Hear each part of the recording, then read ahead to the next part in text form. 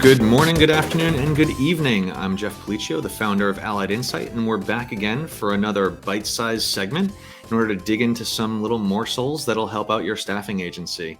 This week, we're going to be talking about the main question, right? Is your staffing agency ready for an in-house marketing team? It seems like a fundamental question that you should probably have on your own, but I do want to be able to provide some insight to you based on my own experience after running marketing departments for a couple different agencies, some larger firms, as well as obviously owning a marketing agency and providing marketing content for our clients.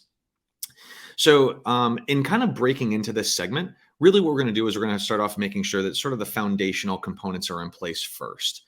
So when we're talking about those foundational components, we're really talking about those things that make your brand a brand. So beyond the identity, like making sure that there are those foundational elements of your mission, your vision, your core values, and even like foundational principles, which I don't think a lot of people tend to talk about. We all know what those first three are, right? So like making sure that we understand like what it is that we're doing for our clients, what our bigger vision is for the world, and then also obviously the things that make us tick. Foundational principles are a little bit different. Those are sort of those things that you would get into, like those details around like the way that you go about the things that you do. They kind of are those elements that make you unique in the marketplace and allow you to differentiate a little bit better against your competition. Next, you're looking at things like your value propositions and your brand-centric competitive advantages. So, having these things in place in advance, like knowing what types of terms you already have approved that resonate with your audience, that get people to say yes, either from an employer or a candidate perspective, those things would be really valuable to have in advance of putting your marketing team in place because it gives them a launching point to start from.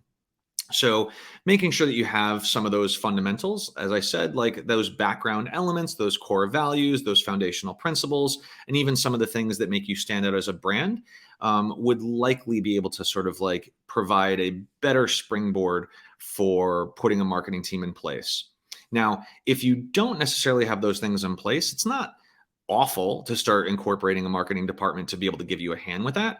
But a lot of those elements, like that mission, like the reason why the organization was created, really needs to come from sort of the heart and soul of the creator themselves. So trying to task an individual group with sort of coming up with those fundamental things that make you you is going to be a really challenging space to be in, especially if for a new team member who's just getting acquainted with the brand. So hammering out some of those details in advance will help make that a lot smoother, that onboarding a lot smoother, and give your marketing team a bit of a runway for them to be successful. After you have those things in place, next we want to look at obviously the business needs as well as the corporate initiatives and goals. So from a business needs perspective, you might already have an idea of what gaps exist from a sales enablement or marketing recruitment resource type thing, how it is that you're going into presentations, and whether or not you need some additional items in order to kind of leverage your brand up or bolster your messaging. At the same time, corporate initiatives and goals are going to drive a lot of those criteria or a lot of those priorities. So having those initiatives in place, understanding what your goals are for the year, understanding sort of where it is that you want your organization, your staffing firm to be as you progress through the quarters will be important to be able to identify what types of a team orchestration you need to have in place, what types of talent you need in order to give you those bits that will allow you to hit those goals, to meet your initiatives, and to support the rest of your business ecosystem. The next step is you'll want to look at your existing landscape. So your existing talent pool. And I know that sounds a little bit weird when we're talking about growing an in-house team, but a lot of what your marketing team is going to do needs to be led by somebody. So with that, what do you have for marketing expertise on your current management team or within your current company structure?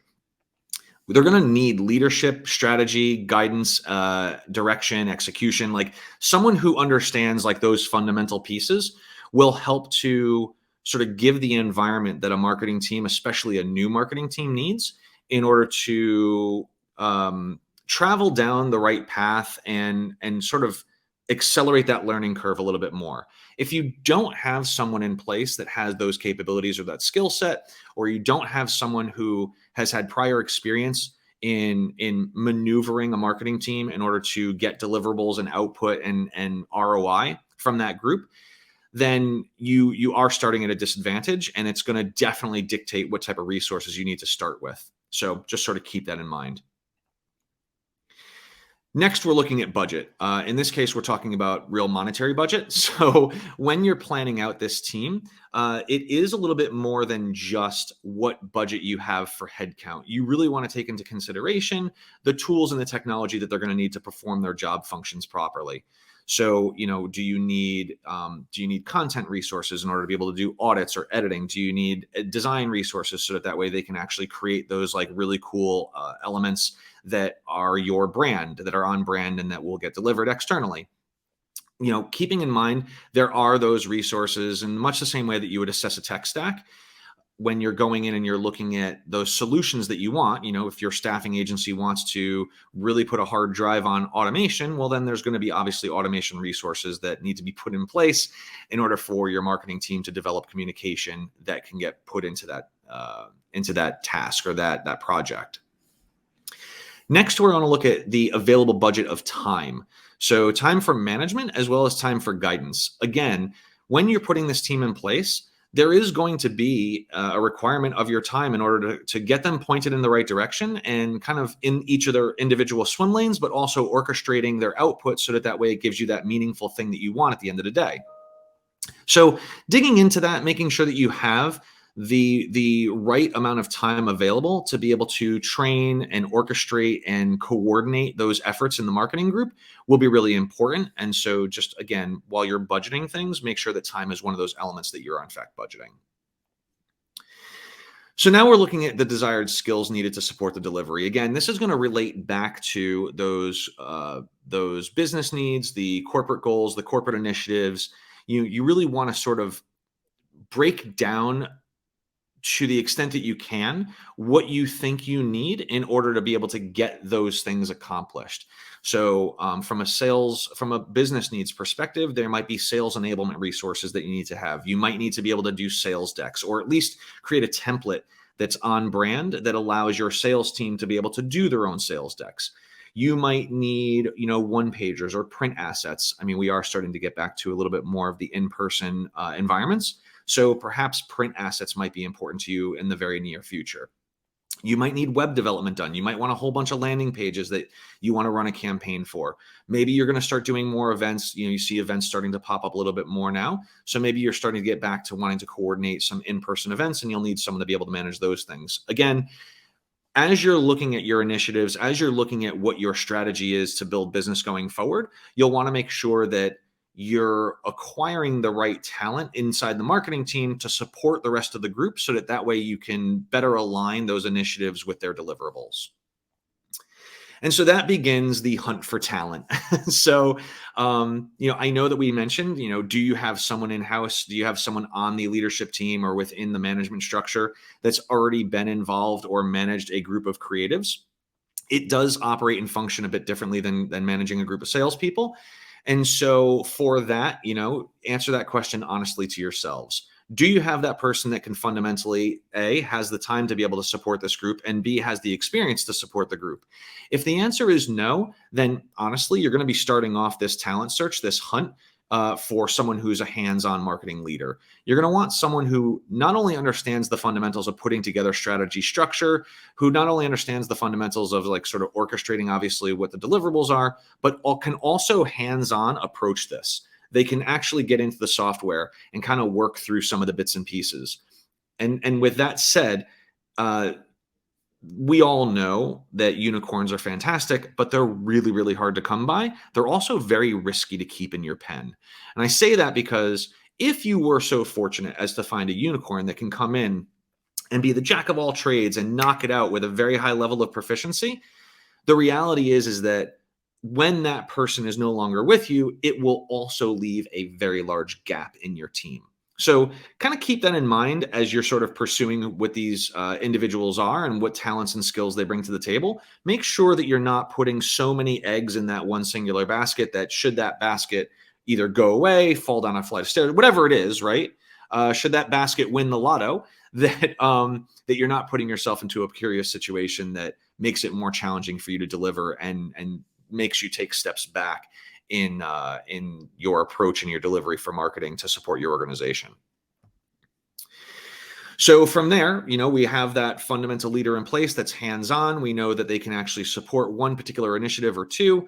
Obviously, strategy and direction is going to be very important, as well as probably like some light execution in certain areas. Maybe they've got an influence of design or content. But outside of that leadership role, you're also going to be looking for someone that can do content. And I sort of sandwich in here because you're starting a marketing team. That's where this conversation is sort of originating from. I kind of lump together that content, Marcom, SEO. Now, it's a really hard combination to come by. But typically speaking, if you find someone who could do long form content, those are all of your sort of thought leadership blogs and all of those kind of things. If you could find someone that can do that stuff, then they likely can also be trained or they can adapt to short form copy. Short form copy is that stuff that lives on your website. That's the stuff that goes into those specific containers on different pages, whether it be your homepage or landing pages or your services page or whatever, right? It's also the type of copy or the type of writing that gets orchestrated that goes into your social media. So having that person be able to sort of handle both your blog, article, thought leadership, driving content that also helps support SEO and conversions onto your website. You'll also want that person to be able to maybe do dual function and be able to also support that shorter form content. I don't think bridging that gap is a huge ask. Where it does become a little bit challenging is where you try to find that person who can also do SEO. So fundamentally out of the gate, the unicorn would be the person that can do the trifecta and then also the images and everything else. In this instance, we're backing off of that just a little bit. If you could find someone that could do the long form content that's willing to participate in short form or copywriting, that would be great. Then it opens the opportunity to train them on SEO. So then you start to be able to get the best of all worlds inside that content engine, inside that one person, until it makes sense for you to bring on additional people to help support more volume and more messaging. Next is design. Never underestimate the power and the benefits of having a phenomenal designer on your team. Honestly, when you're looking at designers, those are those people who should be able to interpret that brand, elevate your brand, and also be able to have your brand get noticed absent of your logo, right? That's really what you're looking for here. You want someone that can understand who you are in the space and provide an amazing visual digital footprint to your group so that when you're administering content, whether it be on your website, in a job board, on social media, in a PowerPoint presentation, on a printed piece of material, whatever it is, that when you remove that logo, it is still very clear and present that that is your brand. So having a really strong designer on your team that can help orchestrate those fundamentals, I would say would also be a priority in this space. As you kind of move through, now we start kind of getting into like maybe some of those nuts and bolts where maybe it's not a full-time role, maybe it's a part-time or even a half part-time, like a quarter-time role. But front-end development is important. Obviously, you're going to want to make sure that you can amend your website, make those adjustments. Now, your designer, if you're lucky to find that sort of like dual purpose, you might find a designer who has capabilities of doing some light HTML and some CSS that can get you by, in that designer phase. And we'll actually just go back to that for a second. In this particular role, if you can find a web designer who has a little bit of experience as it comes to doing some print design work, you might get the best of both worlds in that role, because now that person understands the restrictions that come along with web design, but can also do that additional design output for you when it comes to like that static stuff, those images for blogs, things for social media, templates for presentations and decks and stuff like that. You also get the benefit there too. That would be a great dual function, and a web designer typically has some of those skill sets for front end development. Make life easy for yourself, as best you can, and try to not pull too many strings together at once in order to make this happen. But that would be certainly an avenue that I would recommend traveling. So now let's just say, for instance, the designer doesn't have that skill set and you do have a lot of ideas that you want to accomplish when it comes to doing your development of your website.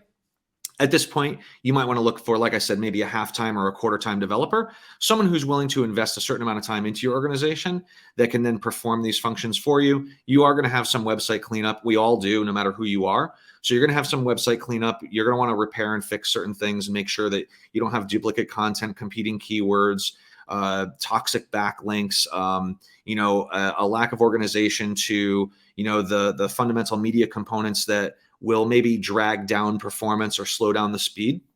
So you'll want to make sure that you've got someone that can kind of get in there and do some of those elements as far as it pertains to like the website and how it performs. Also, as a side note, some of these people do have some SEO experience. So again, like starting to bridge that gap a little bit and get a little bit of an overlap between your team would be massively beneficial, especially as you're building out your initial team structure. Last, and certainly not least, I would recommend as you're building out this team, there might be a gap. You might have a skills gap that you need to address early and quickly. And so with that, look to those outsourced agency partners that can help you in the interim. So individual like companies or organizations, agencies that are familiar with working with in-house teams, that know how to sort of like insert themselves, provide that level of support that you need so that way you can continue marching along with where it is that you're headed. And also maybe someone who understands the fundamentals of growing a team specifically and can align and partner with you on that would also, I would recommend, be a good find for you. Now, to come to the end, right, you've got all these pieces in place. We've already talked about, and we've talked about a lot very quickly. I mean, we're trying to keep these into bite-sized segments, so I apologize for the speed. But as you come to the end, you want to make sure that you give this team time to fall in love. And it's sort of a weird concept, but if you think about it, in order for them to celebrate a brand and to celebrate messaging and to celebrate who you are, it does take time for them to get their arms around it and to really be able to sort of like feel like they're a part of that brand. The more that they feel like they're a part of that brand, the more they will be deliberate in their approach, and the more consistent the orchestration of that content and that delivery will be. When that happens, that's when you really start getting very impactful marketing for your staffing agency. So make sure that you're baking in that time to have those conversations, to help your team fall in love with your brand and who you are, to identify better ways and innovative ways to position your products and your services, and also how it is that you can get in front of that audience better. I would say, generally speaking, you're looking at probably about a month or 2 months for that sort of light bulb to go off, for them to kind of click in and say like, oh, like, yeah, I get it. I know exactly who we are, what we're doing. And then from there, you're probably still looking at a handful more months to where they're going to be testing and trying things, and they're going to bump into stuff every once in a while. And so just plan for that, right? You probably have a good, I would say, 3 to 5 month window where there's going to have to be, that falling in love. There's going to be a bit of adoption. There's going to be some innovation. There's going to be ideation. And then there's also going to be monitoring and checking. So you'll want to make sure that you have that sort of set up in your favor so that way you're kind of planning accordingly. These are the things that I look at when I consider, building out a team. When I was building out my own team, when I was working at marketing agencies directly, these are also the things that I provide in terms of like coaching when I'm talking to our existing clients and they want to start venturing down this path. Staffing firms that are in and around that, I would say like 20 million-ish mark, give or take. Those are the companies that are starting to look to establish at least 1 or 2 people headcount in the department so that way they can be a little bit more reactionary when the opportunity comes across the fence that does require an immediate attention to be able to like ramp it up and make an adjustment immediately. And so with that said, if you're in this ballpark, if you're in this arena and you're considering putting together an in-house team, you want some advice or you want to kind of talk through the bits and pieces, I'll be more than happy to make myself available. Simply go to our website, alliedinsight.com, and click on any of the banners of Connect with Us. You'll have access to my calendar directly, and I'll be more than happy to jump on a call and see what I could do to give you a hand. I hope you found this segment helpful. stay tuned. We do have our April list coming up where I am inviting some additional thought leaders from different companies to join me to talk about things like change management, website technology, and automation. So hopefully this coming month we'll have some additional morsels for you guys to chew on to sort of advance the ball and move the needle at your staffing agencies. Again, thank you so much for joining us on this LinkedIn Live, and I look forward to seeing you on the next week. Have a great day.